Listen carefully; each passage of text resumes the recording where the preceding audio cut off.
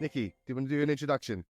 Yeah, thank you so much. I'm super excited to be here and I can't wait for this chat. So, yeah, I'm user researcher. You know what, honestly, the most important thing that you need to know about me is that I'm obsessed with surfing. That's like the most important thing that you need to know. That's it. Yeah. Yeah, Wait, yeah. Uh, you live in a very kind of, before we go into, you live in a very surfy area, from my understanding. So, yeah, yeah, yeah, okay. yeah. Most important thing is I am newly obsessed with surfing. I actually tried to shortboard for the first time this past Okay. weekend and I fell and rammed the fin into my leg. So I couldn't walk this past weekend, which was super fun, but I'm still obsessed with it. It is like the injury to still loving it ratio is Yeah. insane. Like I Yeah. had a bruise across my nose because it just like my board nailed me in the face. And I was like, I love this.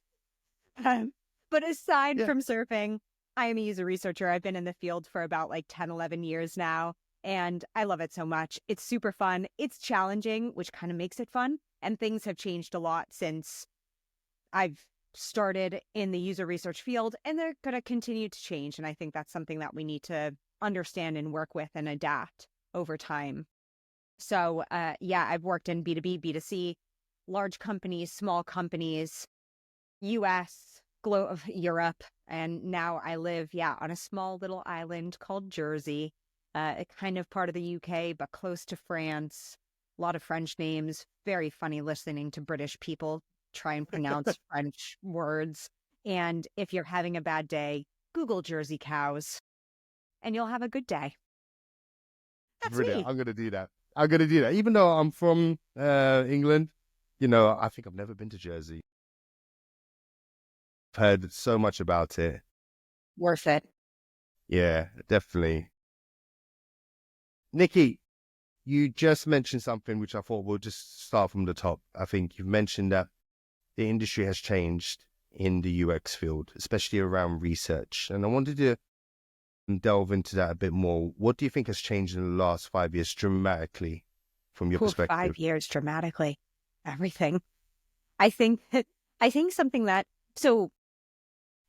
I've seen recently, actually, one of my good friends, I saw her at a conference not too long ago in Vienna, and she's a colleague that I've worked with before. Her name is Emma Bolton, and I highly recommend following her if you can, because she posts some great nuggets on LinkedIn. But she brought up this post that I absolutely loved because she was like, what happened to paper prototyping? And I remember paper prototyping like 8 years ago and being like, this is the coolest thing ever. And then this company called Pop by Marvel, created animated paper prototyping. And it was like, yes, how fun, quick, iterative, fun, creative.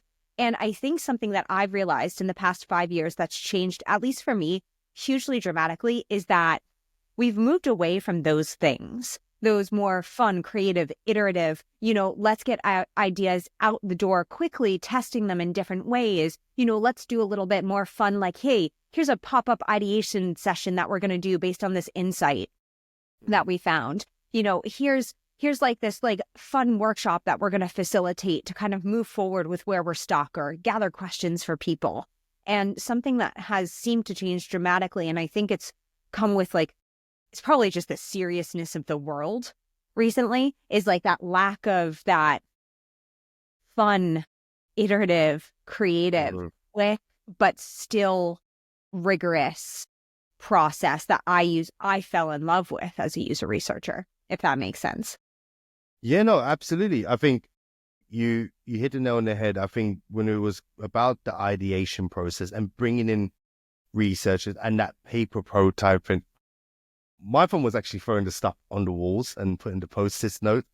And the energy you get with bringing people round and scribbling stuff on pieces of paper and literally getting people involved and collaborating. That's where I find the energy has really changed. I think because of COVID and remote working, but I think even post COVID, we're still missing that collaboration and that raw ideation aspect. So yeah, I'm glad you pointed that out. Nikki, I think one of the key things in the design field that a lot of designers are struggling is showing the return of investment in design. It's one of the biggest topics at the moment where businesses are really, one, don't show they don't believe in the business value of design. And two, they don't see the return of investment in design. Now, from a researcher, how do you even get past that struggle of showing the return of investment on research when designers are struggling?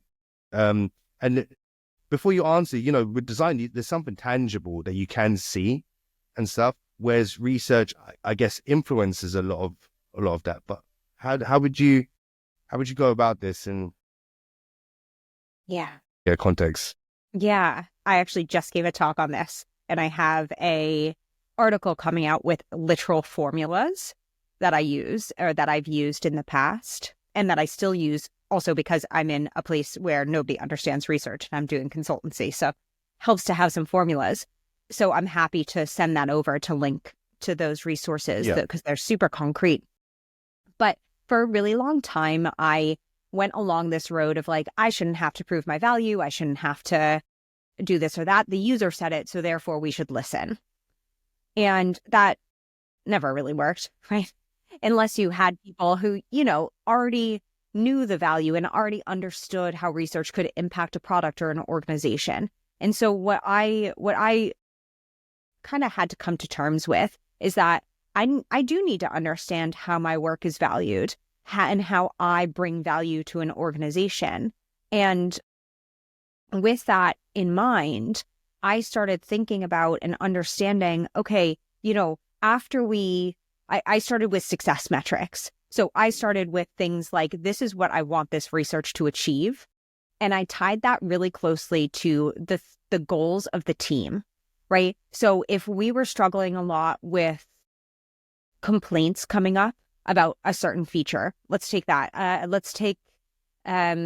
was working at a travel company. We had a customer support team, and we had a lot of complaints coming through with the customer support team about how when somebody booked a trip, there wasn't a really clear confirmation, which when you spend money on a trip, that is terrifying not to have some sort of immediate confirmation. It's like, I'm waiting for this email and it's not coming. And so we got a lot of customer complaints about that. And so tickets were created, calls were made, sucking up our support team's time. And so I looked into that and I said, very interesting. Let's see if research and design and the team can impact that. So then I took the metric of reducing customer calls, right? And so then I understood, hey, this was how many customer calls we had before we did this research and we implemented the insights from it. This is how many customer calls we have after that. And then I went a step further and I said, because we have fewer of those customer calls, we are this much more efficient with dealing with other problems, right? So the customer support team has now saved 30% of their time every week. So does that make sense? Yeah, no, absolutely. No, absolutely. And so do you think researchers, I'm gonna piggyback on my question I was gonna ask you in a minute, but do you think researchers should then define their KPIs for some of the research activities that they're doing and see, and let me take a look. Let me actually take 2 steps back to answer this question. Do you think UX researchers are missing that KPI measurement in some of their work? And that's why the industry feel like they're not providing any return of investment. Yeah, I think that, and it's something that I suffered from a really long time. So there was a wonderful question at this conference of, is that my job? Right? We get that a lot as researchers, as UX people. I think we ask that question quite frequently. Well, is that my job? Is that my job? I'm already taking on, because there's this feeling of I'm already taking on so much. Is it my job to then go that step further and calculate all this stuff? Is that my job to then take the insights and go and do an ideation session? Is it my job? Is it my job? Is it my job? You know what? I don't know, but it can help you. So even if it's not within your role, if it can help you beyond that moment, which it can, because those KPIs go directly on your resume. Those KPIs go directly into your case studies. Those KPIs get you your next job. They get you your promotion. They get you your pay rise, right? So is it our role and responsibility? Maybe. But can it help you? And then can it also help your organization? And can it also help your teams? Yes, yes, yes. Let's move forward with it. So I think that as people in UX, we do, and with the evolution of our careers, we do need to take these KPIs into consideration. But really, really importantly, we don't have to do it alone.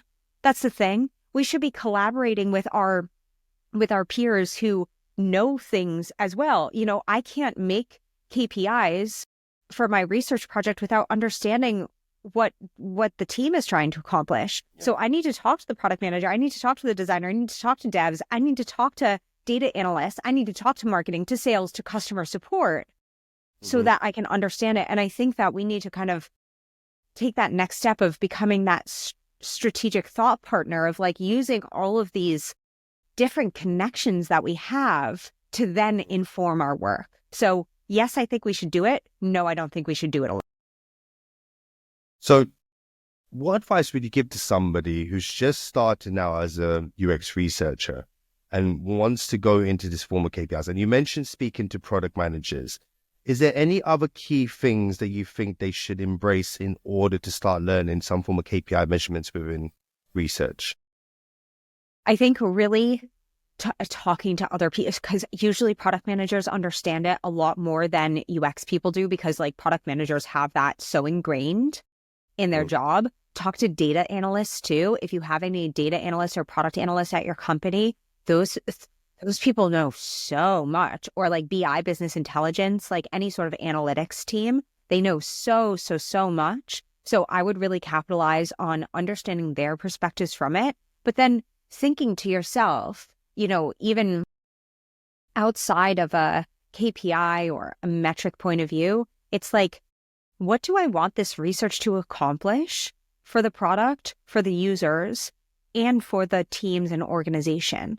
You know, because if it's not going to accomplish something for usually those three areas, why are we doing it? So it's a really, really good sense check of really understanding, okay, what is the ideal outcome of this? Because our research as UX people, or people who do research, our research is a product, right? It's a product that we're giving to our teammates to use to make better decisions. If there's nothing in there that they can use to make better decisions, we probably shouldn't be giving it to them, right? So really think about, you know, what is the ideal outcome of this research, and why am I giving it to these people? How is it going to help them make these decisions? And try to think of that, because that can then get your brain working on like, oh, I want it to be more efficient. Oh, usability testing might be great for it then, because you can measure efficiency, right? I want it to be, I want fewer customer support calls. I want more 5-star ratings on the App Store. I want these things to be that outcome. Then you start being able to link that a little bit more to those like metrics and KPIs. I want to touch upon what you just mentioned about allowing to make decisions from the research. And I had I had somebody just come on the podcast, a behavioral scientist, who used this really, really cool quote, and from my opinion, just as my experience of being in the field. Product managers use research like a drunk person uses a lamppost, just for support. And I love that quote because I see a lot in the industry that product managers would only use research to validate their ideas and not for illumination. What would you say to people who are going through this issue at the moment where research is only, I'm talking about UX research specifically, where UX research is only specifically used to validate assumptions of product managers and not used to illuminate? What's the best advice you can give to people just experiencing this on a day-to-day basis? Yeah. This was my reality for a really long time. You know, I was just usability testing things that people thought about in the shower that were the best ideas ever, right? It's like the shower ideas. where somebody's like, look at this amazing feature that I thought of last night. And you're like, nobody's going to I've had use that. that, Yeah. like, Yeah. ugh. So when I was in that situation, you can't convince people. Like, honestly, like, it's very hard to convince people. It takes a lot of time, but people need to see how your work can directly help support them. So like that quote of the drunk people using the lamppost for support, 100%, because your research is a support system. We are a support system to help make people help people make better decisions, right? So the thing is, though, is people don't care unless it directly impacts them. So if nothing has, the thing that I found is like, if nothing negative has come, like nothing concretely and horribly negative has come from their shower ideas, you're not going to stop them from creating them. That's true. That's very true. Until something bad happens, you're probably not going to make that person a champion. So when I was in this situation where it was a bit of a feature factory and our users were screaming at us for something else, but, we just kept doing shower ideas over and over again, what I did is I used the opportunity, because they were like, validate this. And I used the opportunity and I said, you know what? I'm not going to validate it. I'm going to evaluate it. So I'm going to evaluate it. And I started to push back on what we were learning. So instead of me saying, you know what, I validated this, this, and this, but I didn't validate this, this, and this, I said, hey, I evaluated this. This is not working. This is what's not working. And I started actually cutting out the things that were working. Because, everybody says to do like, the poo sandwich. The compliment, the bad thing, and then the compliment. And I was like, you know what? Nobody's really listening to the bad thing because they're all just like, wow, we're fine, And so I just started cutting that out. And I was like, these are the things that are not working. Let's improve them. So if we are going to churn out these stupid features, at least they're going to be efficient and effective features, right? So I started doing that, and moving my language from validation to evaluation was really helpful and like slowly moving the needle. And then I started to say, hey, by the way, people are bringing this up. In addition, this could, and this is where this gets important for us to understand our team's goals. We want to reduce churn, let's say. If we're like everybody else, we want to reduce churn. People keep bringing this up and they say that it's a reason that they're thinking about switching to another product. Maybe we should learn more about this because this could directly impact our churn, which stakeholder is all you care about. Do you want to get a promotion or pay rise? Because I can help you do that by helping your team hit their goals. So always, always, always try to relate it back to what they actually care about. Because if you're sitting there being like, but the users find this important, people are going to be like, that's great. Okay, cool. But we did the research and it's fine. So start bringing it back to what they care about. Stop using the word validate, replace it with evaluate. And those two things can hopefully slowly get you going. I want to take a stab at this, what you just mentioned. And I'm glad, you just hit a fire on me because you're the first person to actually bring that up. And that's something I've analyzed over my time being in this industry. Researchers, and you can wait, let me take 2 seconds how I can phrase this to you. Yeah. I think UX researchers prey into PM's ego, whereas UX designers preys into the end product for the product manager. Now, you just mentioned that same sentence that preys into somebody's ego. Do you want to get a bonus? And what's your thoughts about that? Is UX researchers positioned in helping the product manager rather than helping the product? Yeah. I think that we're a fine balance, but I believe that helping the product manager and helping the teams reach their goals, which is If we take a step back from literally roles, tech, product, whatever, let's take a step back from there. I, as a human, I want my job. I want to stay in my job. I want to have job security. I want to make enough money for whomever I'm supporting, whether that's me and my cats and dogs, whether that's me and a family, whether that's me and a partner, whether that's me and my parents that I'm sending home money to. I want to make enough money to do that. I want to live comfortably. I want to live happily. I want happiness and fulfillment, right? I want security. As a human and as researchers or people who do research or people within the UX field, we're generally more keyed into that empathy. So if we strip that all back, you are looking at a human who wants happiness, security, and fulfillment. It's like the hierarchy of needs, isn't it? Right. Exactly. Yeah. Exactly. So a person who has, and you can't control this, obviously, because we can't even control it, turns out. But, a person who is happy, fulfilled, and secure is more likely to perform better. Absolutely. Right. 100%. Yeah. So putting the rules back on, you have your stakeholders, whoever they might be. Your stakeholders want happiness, fulfillment, security. They get that through, job satisfaction, working with others, collaborating, feeling like they're competent in their job. They're making the right decisions. They're impacting goals, working toward those goals, getting those pay rises and promotions. Yeah. We'll take product managers as an example because they're the most direct stakeholder that we usually have. If your product manager if you're able to help your product manager get to their team's goals, you are helping the product because that team is performing better, right? So by proxy, I think UX people do sit in between, business, user, and teams, right? I really do think we sit in a very weird space. But if we are helping our teams and the business, we are helping the user.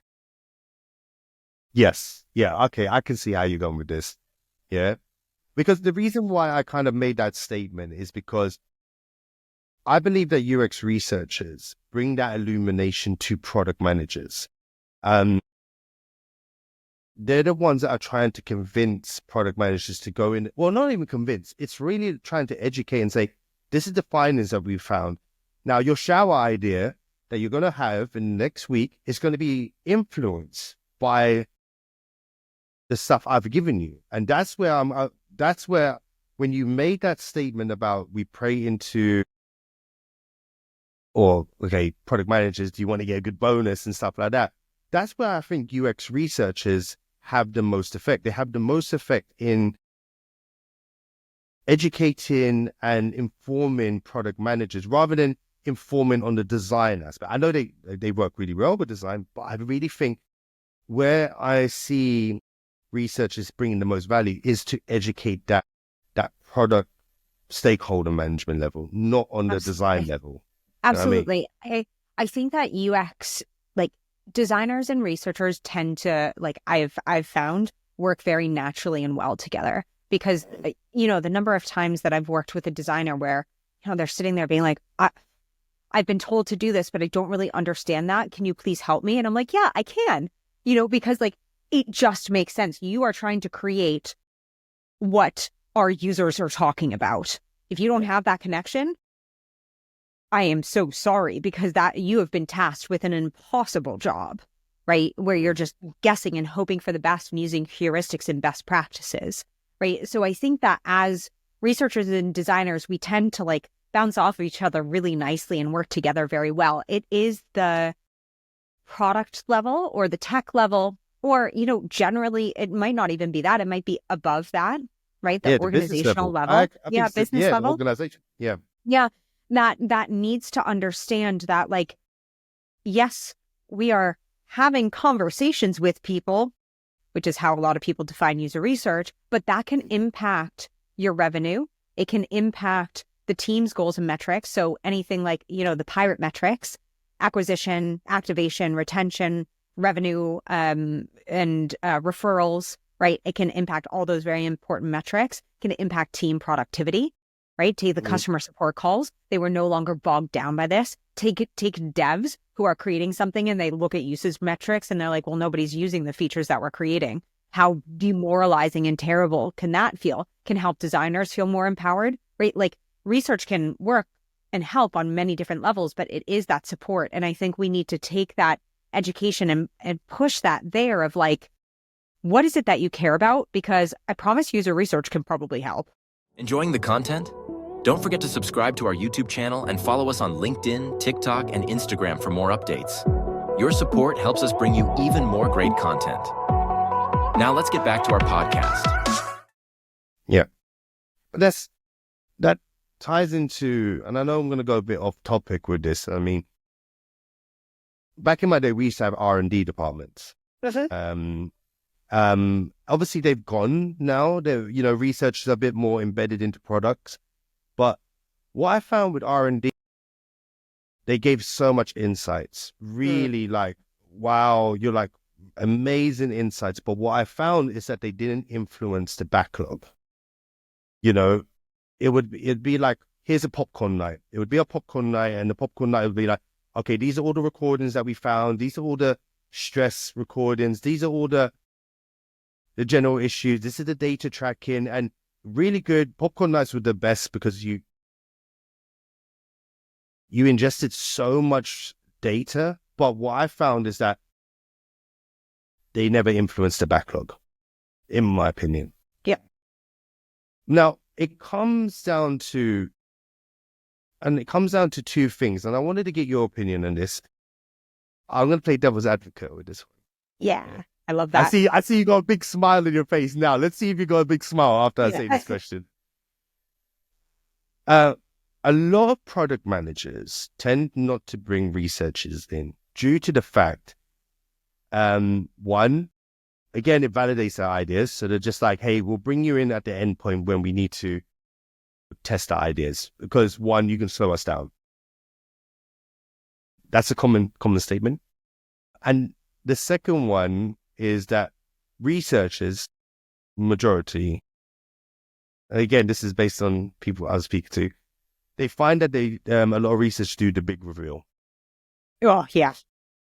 And this is what, and again, I can't speak for everyone. I can only speak to a certain amount of people that I've spoken to since starting DesignOps Aligned. They find with the big reveal, somebody goes off for 4 months and then comes back. And it's like, they show all this academic research.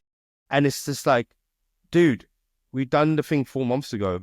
It's gone. It's really gone.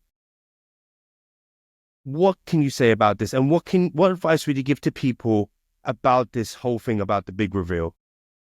So, do you want me to also talk about the time one, or do you want me to just talk about the big reveal? Take the time one. Let's do bit by bit. Let's do the time one first, and then we'll do the big reveal. Yeah, because I have a lot of feelings about the big reveal. Okay, let's do the time one. Let's get that one out of the way then. All right. So this is kind of going back to what we were talking about things that have evolved and changed. Rigor is extremely important. Valid and reliable data is extremely important.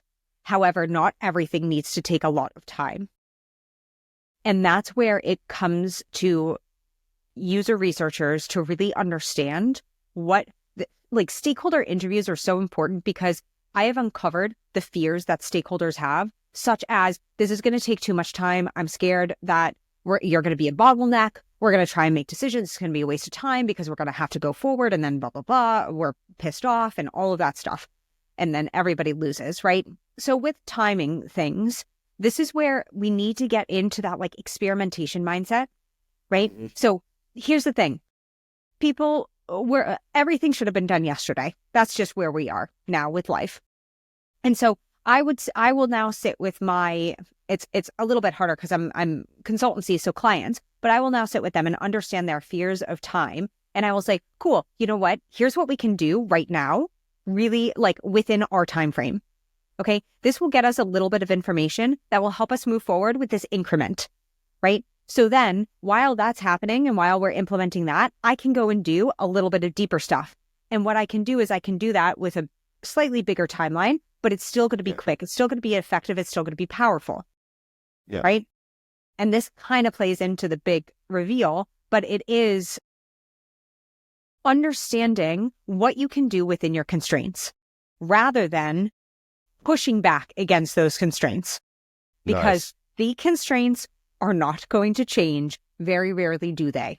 Work within them. And this is where paper prototyping, right? Ideation sessions, right? Like those fun things that we can do. There's this thing that I created called possibility sprints, right? And it's actually, it's actually future casting, right? Which is something that I hate to do in research, because I hate asking future-based questions in research. But these sprints are a way to actually kind of think ahead a little bit and start to like think, oh, what might be something that is coming up? What might be important for people, right? And so we're actually like doing these things in like short sprints, like kind of design sprint wise in a way.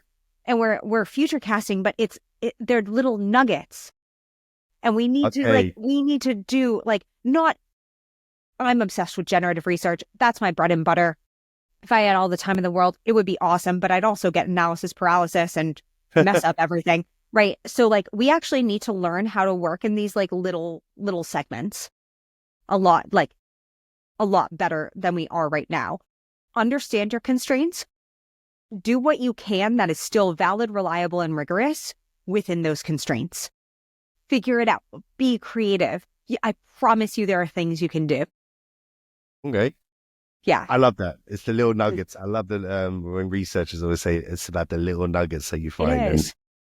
Now, the big reveal. The big reveal. Go for it. And before you go into it, it's a common thing of researchers because, as you mentioned, it's about time. But I have seen researchers disappear into the oblivion and come back after like 2-3 months and just say, voila, here we go. Yeah. Never disappear. That's ghosting. You're ghosting your stakeholders. I used to do big reveals. I used to do them because I was like, wow, the drama. I used to do, when I did generative research, like big generative research studies, I used to do them. And then we would have these huge full day workshops or 2-day workshops where everybody wanted to literally rip my head off and stuff me in a closet at the end of it because they were like, we can't do this anymore. I'm taking 2 days away from them. Wow. For like these 2-day workshops. And they're like, oh my God, we're so sick of this, which understandably so. I think I was the only one who had fun and I was still stressed. So I used to do this where I would wait and wait and wait until everything was perfect, which it never is because, hey, products iterate, things change. So the big reveal is crap. We shouldn't do it. We should just, because of all of the things that we know, what if here we go. This is a great example. What if our stakeholders, and this does happen, worked and worked and worked on a product in isolation and then revealed it to the market without telling anybody anything about it? Yeah, exactly. It's a disaster. Yeah, absolutely. That's how most companies operate and fail. And then we sit there and we tell our stakeholders, hey, you need to test it. You need to let a little bit out here and there to see how people are feeling. You need to get some reactions. You need to talk to people. Okay. So then why aren't we doing that? Why are we telling our stakeholders that they need like little iterations and like little places in time where they're talking to people, yet we can go and disappear for 2 or 3 months and then overload our stakeholders with so much information that they get paralyzed by it. Yeah. It's terrible. It's a terrible practice and it needs to go away. I really don't understand why it even exists, to be honest, because as you just mentioned, you are just overloading your stakeholders with so much information that they don't even know where to make heads or tails. So it's just like all the stuff you've just done is such a waste of resources, in my opinion. Yeah, absolutely. Absolutely. Like I'm trying to think of an industry in which this works. And as a fiction writer, right, a lot of times we will go away and write a book Yeah. Okay. But we have beta readers. We let chapters out and get feedback on them. So even if it might take us a really long time in that space, in that industry, that like we still get feedback over time to make sure that like we're not creating crap, Yeah. And so, there is, I would say that the only industry in which this happens still is academia. And a lot of those practices can come down from academic research into user research, but it's just why? Because it's not relevant. It's not relevant. We're not in academia. We need to we need to work with our teams. Yeah. And you know what? To be honest, Nikki, most of the people who I have seen do big reveals have come from academia backgrounds. I came from an academic background, and that's why I did big persona reveals. And then I'm sitting there like, why doesn't anybody care? And like, I'm so lucky that I had really, really great stakeholders who came to me, who were honest with me and said, I can't do anything with this because I don't even know where to start. You have overloaded me with information. I am so like overwhelmed. I have no idea what to do. Like, couldn't you have like told us all of this information over time so that we could have made small, significant changes over time rather than waiting all of this time and now we have to go back? Yep. And I was like, uh-oh. But a lot of the times, like, I think it's also going back to security, we get scared, right? So we don't want to get that feedback. We don't want to listen to that feedback. We're scared about job security, right? Yeah. And we're scared about fulfillment and happiness. So like we tend to shy away from that stuff. Whereas I think if we actually spoke to our stakeholders and understood, hey, what went wrong with that we could get that information and change how we do it. And we can cater to the teams that we're meant to support. Yeah, true. I think that also comes down to the business culture, because you can't let somebody go for 2 months and not keep an eye on them, in my opinion. It's like, if somebody has disappeared for 2 months and I was on that kind of business level, I'd be like, where's that person? What are they doing? Like, why are they coming after 2 months? And I'm just finding out now what they've been doing. So also, you can't put the blame solely on researchers. It really does come down to the business culture and the way the business is organized. So Yeah. wanna ask you that question about time, because you made a comment about this, and I've seen it happen quite a lot, where researchers are asked to do something at the same time designing is happening and development is happening. And that's why, product managers tend to say, hey, just do the usability test or just validate this design. Now, I'm going to do some product placement, Nikki. In DesignOps Online, this is what we do, what we tend to do. And you can tell me if we're right or wrong in the way we're doing this. So we've spoken to many of our partners or our contractors. And what we tend to do is tell their research team or advise them, their research team should always be working a year ahead. Yeah. I mean, it does come with some caveats, because you got to have a good backlog, you got to have a good roadmap, and so you can't just say, oh yeah, they have to work next year. There are some bits that have to be in place in order to do so. Yeah. But generally, why we say this is because it gives them validation of what they're going to be working on. It also gives them time to do those big reveals. And I wanted to get your 2 cents. Do you think we're going in the right way about it by advising our clients to do so in this way? So I'm a huge proponent of getting ahead of teams. It takes a long time to get people into that mindset. And I've found it particularly difficult and challenging. So I grew up in the startup world. That's where I started with research. And I have seen teams and worked on teams where you can work 6 months ahead. You can even potentially work a year ahead. I mean, I've mentored some people who are working a year ahead and who are able to do that. And so I think there's a lot of value in getting ahead of your teams. The problems that I've encountered with that is things change so much in startups, for instance, that there's a really big struggle with getting that far ahead. So I always say, prepare. So try for an ideal, prepare for the unideal, right? Yes. Because you are likely going to be in an unideal environment. That's just how life is now.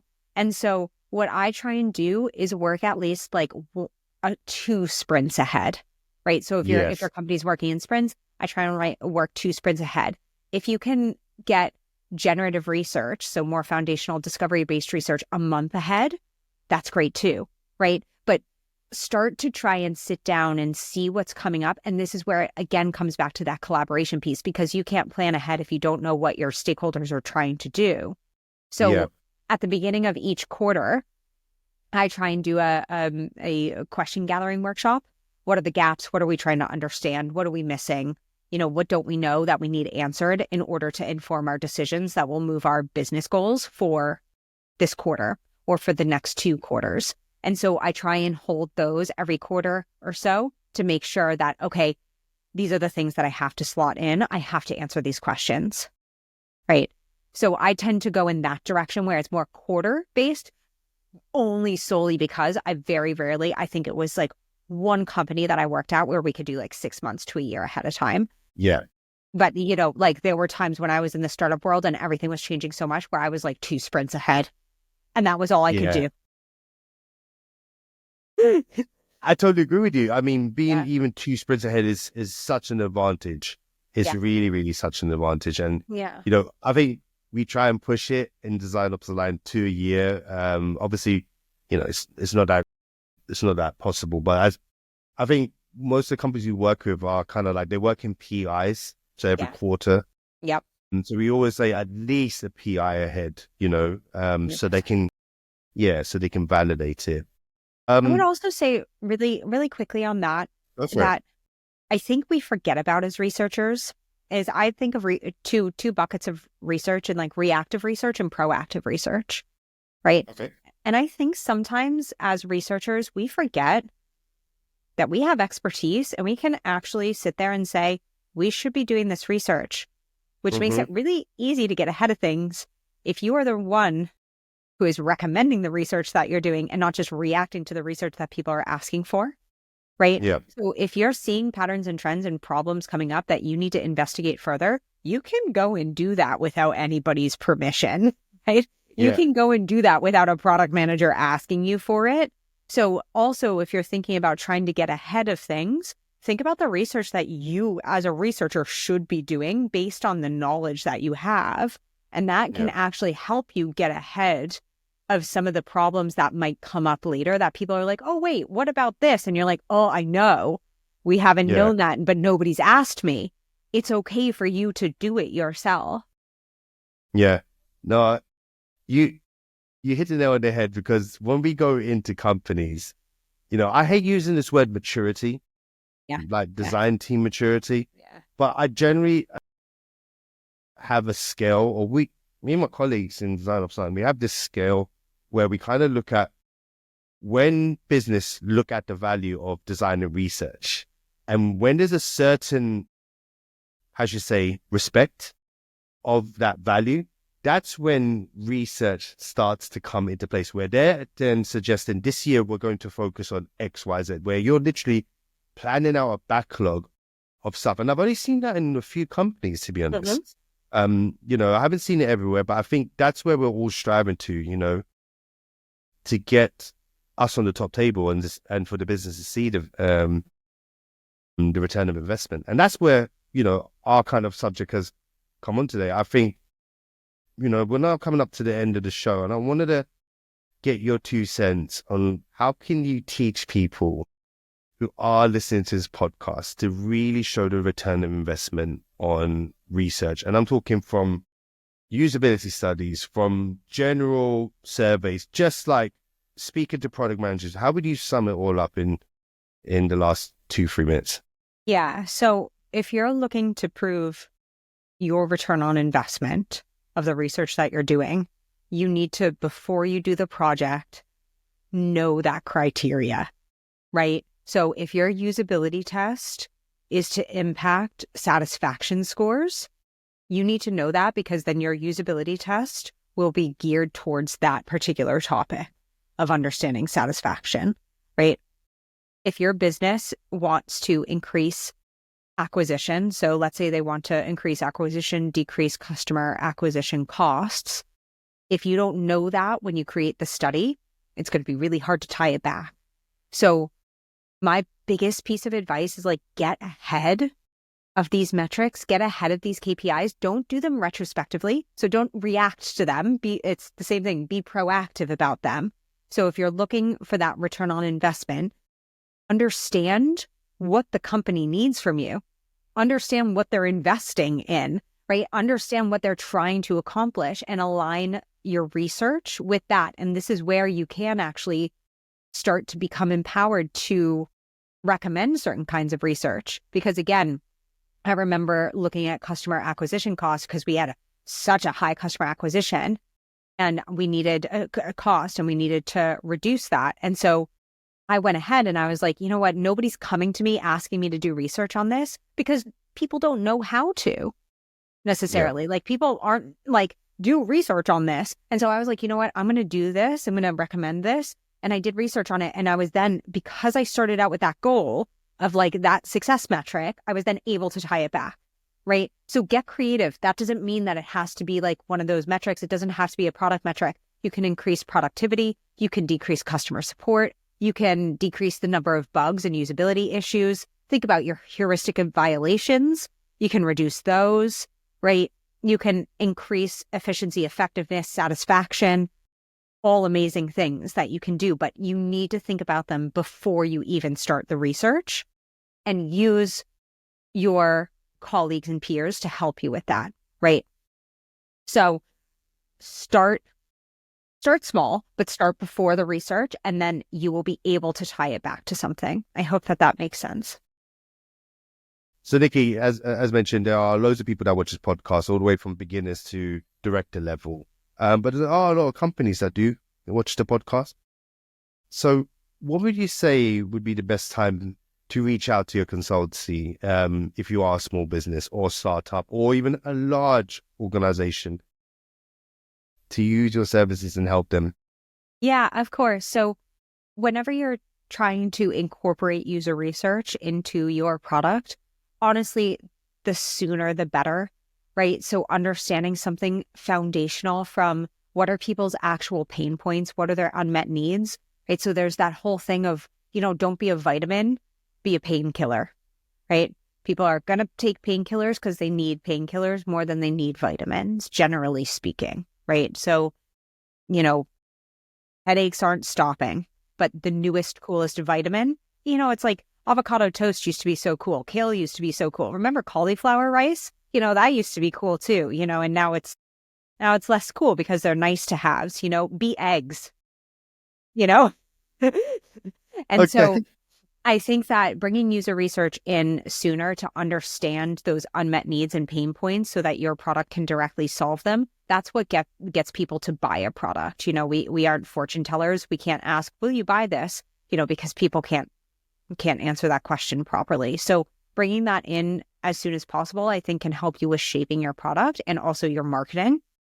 But I see that happen less often. So from, I say, think about the ideal and prepare for the unideal. If you're going to wait and you've already created something, bring user research in during like the early adopters phase, because what can happen is like word of mouth is really huge. If your early adopters hate the product and they're not finding it useful, you're not going to move forward, right? So that early adopter phase, when you're just like trying stuff out, beta testing maybe, and looking into alpha testing, that's a time when you really can bring in user researchers because it is very tangible, right? It might be easier for stakeholders of the business to understand, hey, we're actually testing something rather than the more abstract nature of unmet needs and pain points, which is arguably more important, but we now have something to test and people to talk to in that early adopter phase. So, earlier the better, but definitely that early adopter phase will help you with continuing momentum so that you can continue to get funding, right? Mm-hmm. You can continue to build the product. You can continue to retain and acquire customers and build revenue over time and build loyalty. So that's what I would recommend is, really in that early adopter phase if you can. Okay. So that's the best time to reach out to you when somebody's got a new idea. Reach out to Nikki, and find her. You'll find her consultancy in our notes in the podcast, and we'll put her link to her LinkedIn profile as well. Yes, and also join my Substack. Oh, yes, Substack, and we'll also put a link to there because you do publish. You publish on a weekly basis, right? Yeah, I think I publish 8 pieces of content a month usually. Wow. Yeah. Okay. So I actually now have 2 Substacks. So I have one that's dedicated to user researchers, but I also have one that's dedicated to product people. So very different vibe. So it's like more the non-researchers trying to do research, which I had to separate them out because 2 very different audiences. So depending on where you are, one might be better than the other. You know what? I'm going to bring you back on the show again to speak about that product one because I would love to delve into that in a bit more detail. And I think a lot of our audience will love to get into that psyche of product managers because they're our main stakeholders at the moment. So very important. Nikki, it's been an absolute pleasure. I can't thank you enough for coming on the show. You show a wealth of talent. Just by speaking to you, and everything that you mentioned is just, the reason why I came across your profile on LinkedIn and the stuff that you mentioned. I think our audience has just got so much to absorb for you. So I'm looking forward to catching up with you again and bringing you back on the show. And yeah, amazing. Thank you so much. It was really fun to chat and I had a really great time. And yeah, thank you so much.